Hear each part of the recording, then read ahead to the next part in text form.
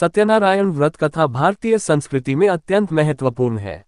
यह व्रत विशेष रूप से हिंदू धर्म में पूजा जाता है और इसका मुख्य उद्देश्य भगवान सत्यनारायण की उपासना के माध्यम से भक्तों को सुख, समृद्धि और शांति प्राप्त करना होता है। सत्यनारायण व्रत कथा का पाठ और श्रवण व्यक्ति के जीवन में सुख समृद्धि लाने वाला होता है।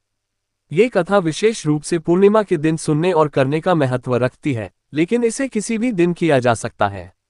सत्यनारायण व्रत की महत्वता। सत्यनारायण व्रत कथा के माध्यम से भगवान विष्णु के सत्य स्वरूप की पूजा की जाती है।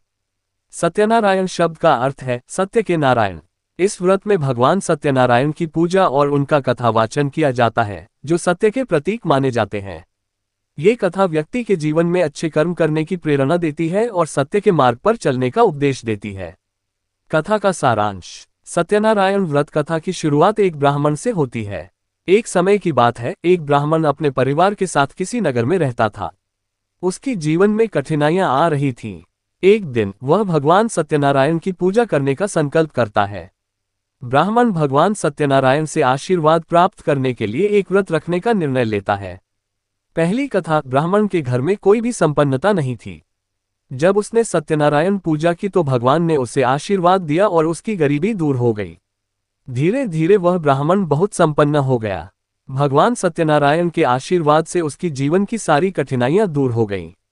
दूसरी कथा। एक व्यापारी के पास बहुत सा धन था, लेकिन वह हमेशा पापी मन और लालच से भरा हुआ था। एक दिन उसने सत्यनारायण व्रत किया और भगवान से आशीर्वाद लिया। इस व्रत से उसकी मनोवृत्तियां बदल गईं और वह ईमानदार बन गया। धीरे धीरे उसकी व्यापार में और अधिक वृद्धि हुई। तीसरी कथा। एक अन्य व्यक्ति ने सत्यनारायण व्रत किया, लेकिन वह कृतज्ञ नहीं था और उसने भगवान का आशीर्वाद प्राप्त करने के बाद भी उनका आदर नहीं किया। भगवान सत्य